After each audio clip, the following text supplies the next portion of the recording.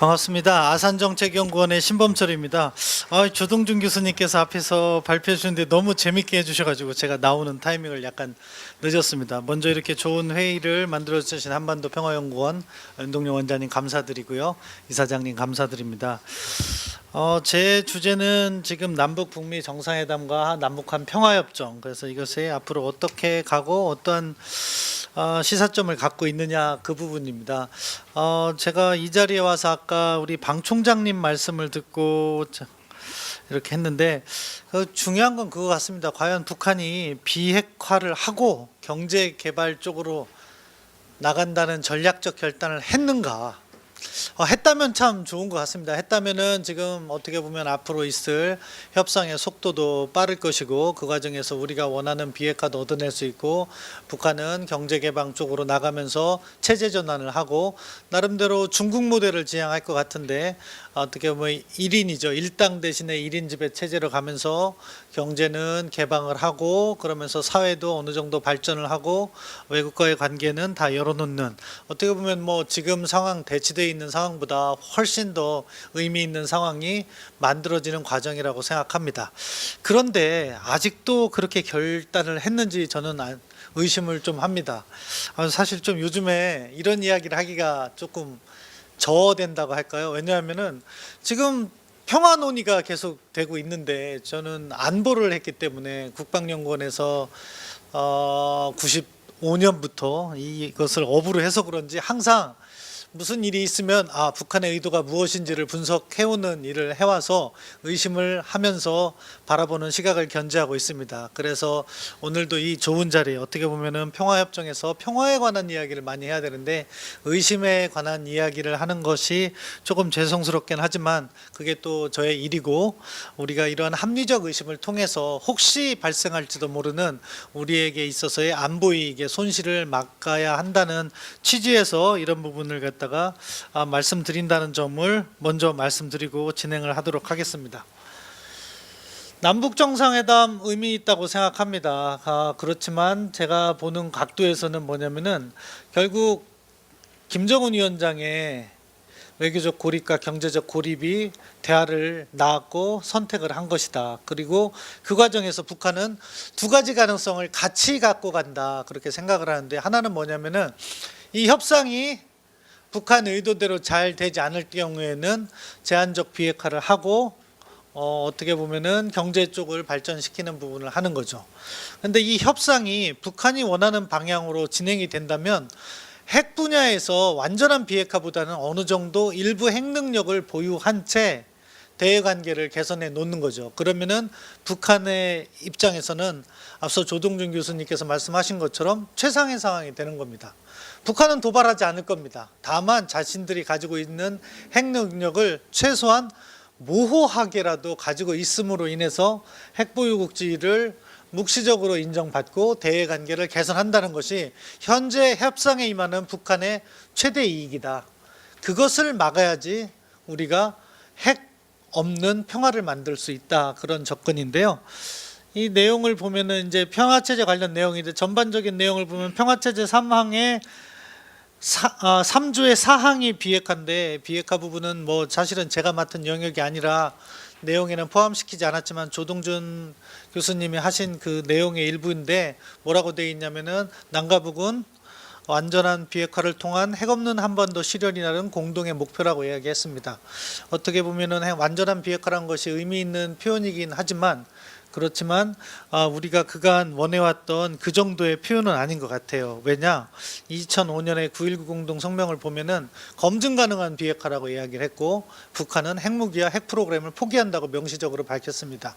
근데 그런 부분이 안 들어가 있었던 거죠. 아무튼 그 반대에 있는 평화체제와 관련된 내용에서는 상세하게 내용을 기술해 놨습니다. 그러니까 항구적이고 공고한 평화체제를 구축한다, 정전 상태를 종식시키고 확고한 평화체제를 수립한다, 불가침을 재확인하고 단계적으로 군축을 실현한다, 그리고 이것을 하기 위해서 올해 내로 종전 선언을 하고 시한을 못 박은 게요, 협상에서는 상당히 중요한 의미를 가집니다. 왜냐하면 행동을 담보하는 거죠. 원칙을 밝히는 거는요, 이거는 사실 행동을 담보하지 않기 때문에 그것을 위한 또 다른 협상을 만들고 있는데, 아무튼 이건 뭐 긍정적으로 올해 시한을 밝혔습니다. 올해 내라는. 그리고 정전협정을 평화협정으로 전환하면서 남북미 3자 또는 남북미 중 4자로 이렇게 추진하기로 하였다. 그래서 요거는 뭐하고 비교해 보시면 재밌냐면은, 그러니까 2007년 정상회담이죠.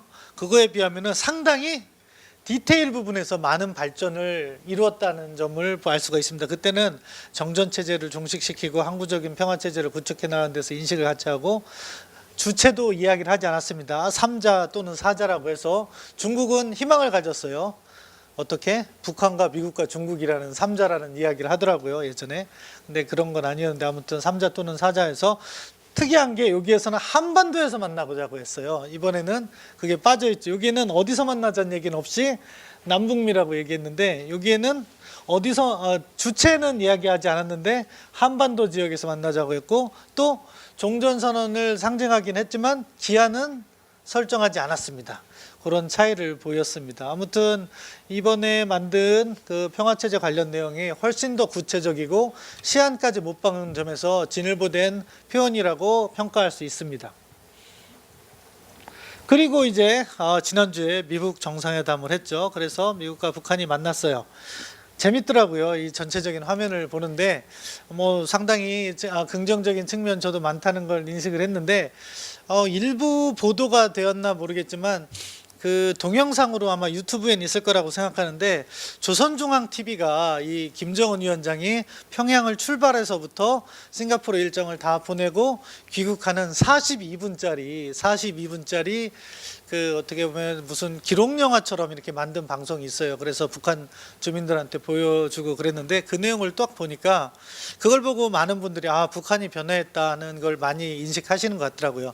정말로 상당히 과거에 비해서는 솔직하고, 그러니까 중국 비행기 이렇게 임차해서 타는 것도 자세하게 그렇게 나와 있고, 비행기 안에서 김정은 위원장이 뭐 하는지, 싱가포르에 가서 어떤 일정을 보내고 뭐라는데, 물론 이제 김정은 체제 우상화에 관련된 부분도 있지만 싱가포르의 그 눈부신 발전상이라든가 이런 걸 갖다가 여과 없이 그렇게 담은 점에선 북한이 경제 발전 쪽에는 확실히 관심이 있구나 하는 게 느낄 수 있었어요. 정상회담 자체도 상당히 긍정적인 측면, 물론 북한의 시각에서 그 내용을 해석하긴 했지만 그런 부분이 있었는데, 저는 가장 마지막 부분이 조금 마음이 와닿더라고요. 뭐냐, 김정은 위원장이 이제 공항에서 내려서 요인들하고 인사를 하고 떠나는데, 그게 아침 7시에 도착을 했을 거예요, 평양에.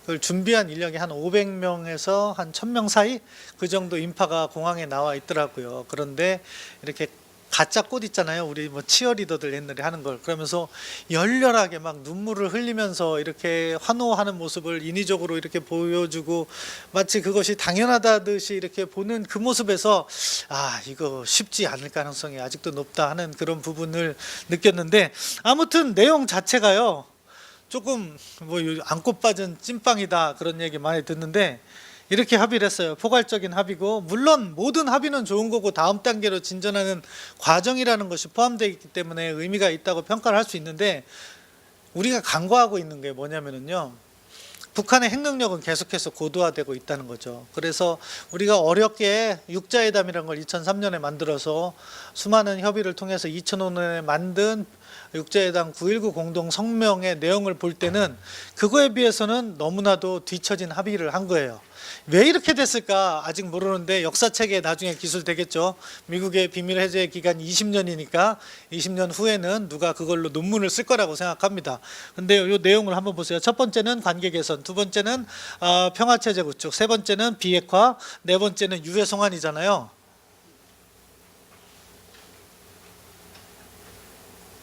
이거구나. 딴 걸 눌렀습니다. 2000년에 그러니까 조명록 당시 총정치국장이잖아요. 워싱턴을 가서 조미 공동 꼬뮤니케라는 걸, 북미 공동 커뮤니케이션인 거죠. 그런 걸 합의를 했어요. 그것도 뭐 역사적인 문서라고 그 당시에 홍보를 많이 했는데 그건 이거보다 훨씬 장문이에요. 근데 그 중에 핵심 내용을 딱 따서 제가 이렇게 표현한 건데요. 양자 관계를 근본적으로 개선한다. 정전 체제를 갖다가 평화 체제로 하고 한국 전쟁을 종식시킨다. 이때는 제네바 합의라는 게 가동 중이었어요. 핵 문제. 그래서 제네바 합의의 원칙을 확인하고 미사일 발사를 하지 않는다. 그리고 실종된 병사를 갖다가 유해 발굴을 한다. 그냥 사실은 거의 똑같아요. 핵 문제만 북한이 2000년에서 2018년까지 2000년에는 그러니까 플루토늄 프로그램을 갖다가 중단시켜 놓은 제네바 합의가 있었던 것이고 뭐가 있었습니까? 미사일 실험을 그때 하니까 대포동 미사일을 했죠. 그걸 중단시키는 내용이 들어갔던 분이고 그냥 그대로입니다. 사실은. 그렇기 때문에 야 미국이 협상을 정말 잘못했다는 생각을 안 할 수가 없고요. 그렇게 보면은 그 과정을 지켜보면 폼페이오 국무장관이 6월 12일 날 하루 앞서서 11일 날 저녁 7시에 언론 브리핑을 해요. 그래서 우리가 지향하는 건 CBID고 이제 관건은 verification, V다 V. 이렇게 얘기를 했는데 그때만 해도 CBID는 다 합의가 된 거고 이제 행동적 원칙으로서 뭐가 검증이 담기는구나 그렇게 기대를 했었습니다. 그런데 그게 합의가 안 된 거죠. 그리고서는 새벽에 연락을 받아서 뭐 아침에 폼페이오 국무장관과 김영철 통전부장이 만났다는 보도도 있고 한데 뭐 진실이 어디까지인지 모르겠지만 합의문이 이렇게 나왔습니다. 아마 마지막 단계에서 북한이 합의를 해주지 않은 것 같아요. 여러 가지 그러니까 뭐 소위 말하는 비핵화 로드맵 시간표라든가 그런 부분 서로 다 논의를 했을 거라고 보고요. 왜냐하면 그 전에 충분한 논의 시간이 있었기 때문에. 그런데 마지막 단계에서 북한이 합의를 거절하니까 미국이 그럼 원론적인 합의로 가자 하는 식으로 해서 커뮤니케에 있는 내용을 업데이트해서 그냥 받은 거라고 생각합니다. 평화체제는 아무튼 거기에서 한반도의 지속적이고 안정적인 평화체제 구축에 노력한다. 어떻게? 우리 남북정상회담에 비해서 훨씬 더 구체성이 떨어지는 그런 원론적인 부분일 겁니다. 왜? 비핵화 부분, 그러니까 미국이 생각하는 거는 비핵화에 대한 체제 보장의 일환으로서 평화체제를 갖다가 생각하고 있는 건데 비핵화 부분에 진전이 없으니까 이러한 평화체제, 평화협정 부분도 원론적인 수준으로 합의를 해줄 수밖에 없었던 상황인 것 같습니다. 아무튼 이러한 것이 오늘의 상황인 것 같아요. 근데 제가 여기에서 죄송한 게 있는데 이제 평화체제, 평화협정 이런 거에 대한 큰 그림을 먼저 보여드리고 설명을 드렸어야 되는데 이 앞에 한 장 슬라이드를 빼놨네요. 뭐냐면은 이 평화체제라는 게 무엇인가라는 설명을 조금 더 드려야 될 것 같아요.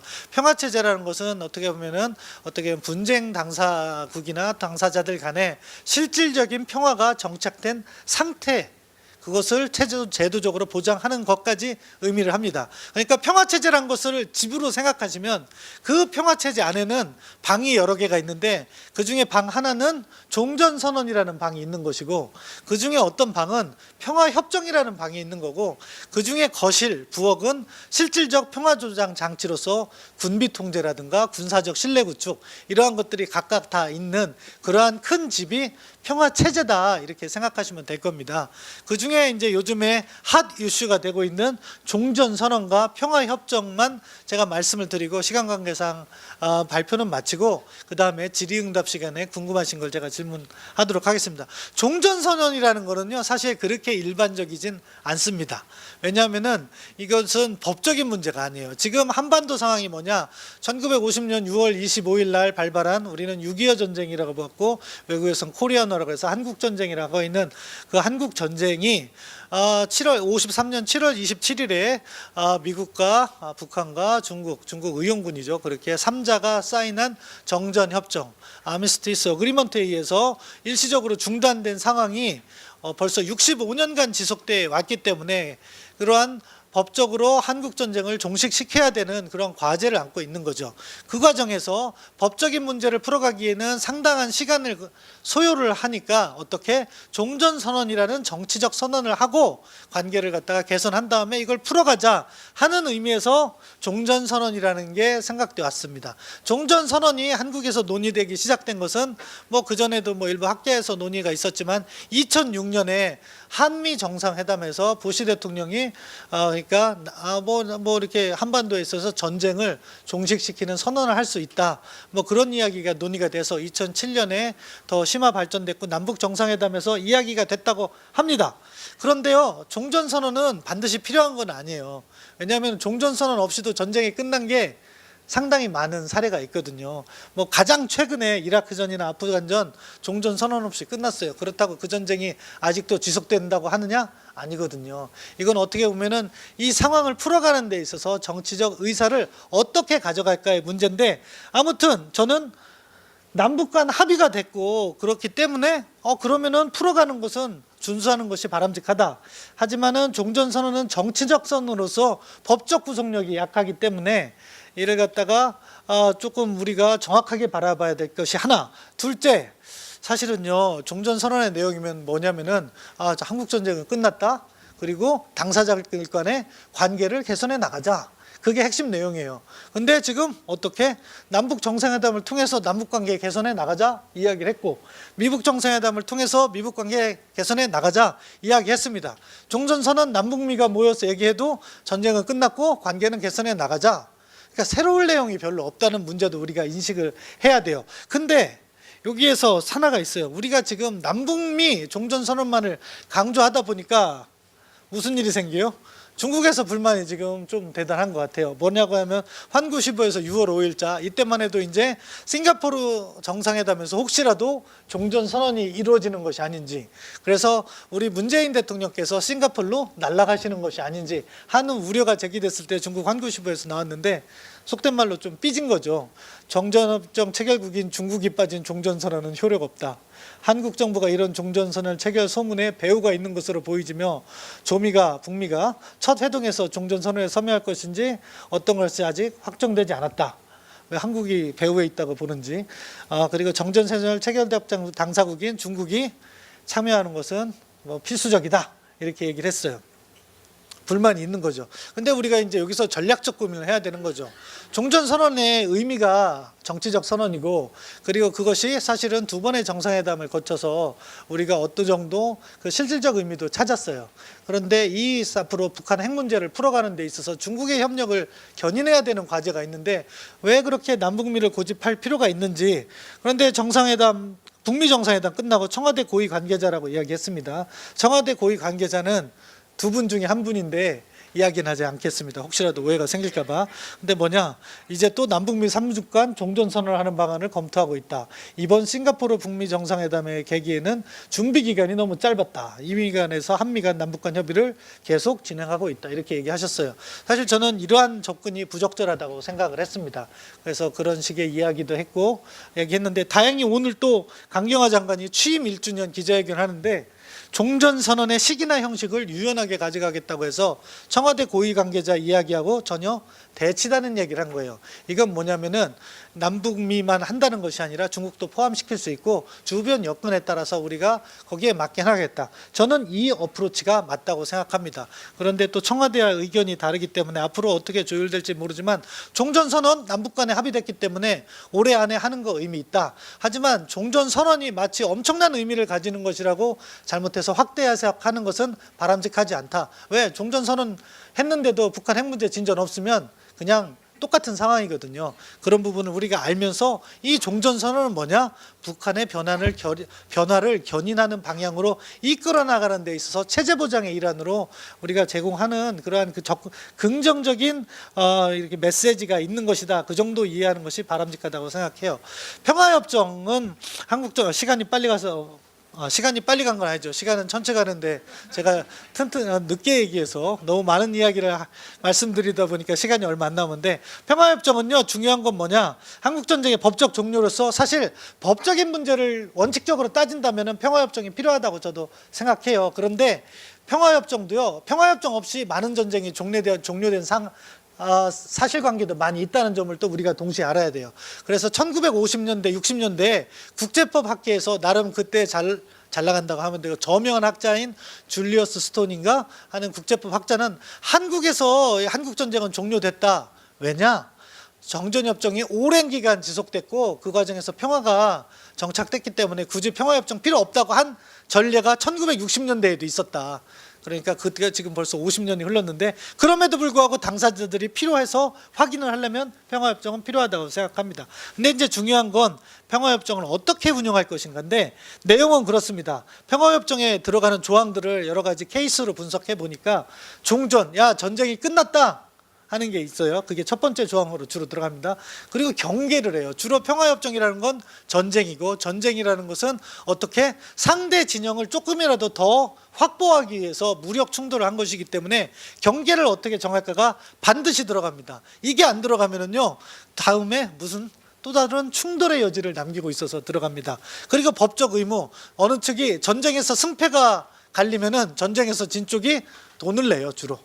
진사라고 하죠. 사과를 하고 배상을 하고 그런 걸 하고 그 다음에 뭐 데이턴 협정이라고 그래서 이건 보스니아 헤르체고비나인가 그 분쟁 끝난 다음에 하는 건데 서로 당사자 간에 국가 승인을 안 하면 앞으로 국가 승인을 하겠다 하는 내용이 들어간 적도 있고요. 어떤 경우에는 당사자들이 병력을 얼마만큼만 갖는다. 어차피 평화협정이라는 건 실질적 평화를 위해서 군비를 어느 만큼만 갖겠다고 신뢰 구축 조치로 그게 들어가는 적이 있고요. 2+4 조항은 사실은 엄격한 의미에서는 평화협정은 아니에요. 독일 통일을 시키려고 하다 보니까 뭐가 있냐면 2차 세계대전 전쟁에 법적 종결 문제가 남아 있었어요. 2차 세계대전이 끝나고 아시아 태평양에서는 샌프란시스코 조약으로 법적 종결을 했는데 유럽에서는 독일 문제가 워낙 복잡하다 보니까 잘못 건들면 안 되겠다고 해서 평화협정을 안 만들어놨어요. 근데 통일을 시키려다 보니까 몇몇 나라가 이때도 경계가 있는 거죠. 독일이 더 이상 영토 확장을 안 한다. 독일의 군사는 30년만으로 제한한다. 그런 목적으로 이렇게 만드는 건데 아무튼 그런 부분에 있어서 독일의 군비를 통제하는 그런 게 있었고요. 캄보디아는 캄보디아 분쟁이 끝나고 뒤에서도 나오지만 베트남군 철군이라든가 군축 문제를 갖다가 또 다뤘죠. 외국군의 철수 문제, 동맹 문제가 이러한 것들이 어디에 평화협정에는 들어가는 일반적인 내용입니다. 자, 이것을 볼 때 뭐가 있냐면 경계선이 문제예요. 경계선. 이게 이제 우리가 잘 아는 북방 한계선 문제인데 북한은 계속해서 예전에 이게 2007년에 논의되었다는 평화수역과 공동어로 수역에 관한 이야기인데요. 북한은 어떻게 하려면은 가능한 한 NLL 이남으로 내려오려고 그래요. 이것도 핵심이 뭐였냐면 이게 NLL인데요. 북한은 이렇게 해서 요선, 이 경비 개선이라는 거를 갖다가 자기들이 선포를 했어요. 근데 이게 왜 취약하냐면은 유엔 해양법이 12해리씩 있잖아요. 근데 여기에서 여기 그러니까 소청도에서 연평도까지가 24해리가 넘어요. 그러니까 어떻게 기선을 갖다가 하나로 걸 수가 없기 때문에 결국 뭐가 여기 등산곳을 기선으로 할 때 이 밑으로 내려오게 되는 그러한 불가피한, 그러니까 유엔 해양법 협약을 적용한다면은 불가피한 그런 취약점이 있습니다. NLL이 우리가 사실상 해상 경계선으로 이야기하고 있는 NLL이 취약성이 있어요. 북한이 그걸 파악하고 저 밑으로 자기들이 경비 개선이란 걸 선포를 했어요. 북한이 저기를 실질적으로 관리하지 못하면서도 선포를 한 거예요. 그럼 거기에서 무슨 함의가 있냐? 나중에 공동어로 수역이든 평화수역이든 나중에 실질적 해양 경계선이든 저선을 기준으로 하려고 할 가능성이 높습니다.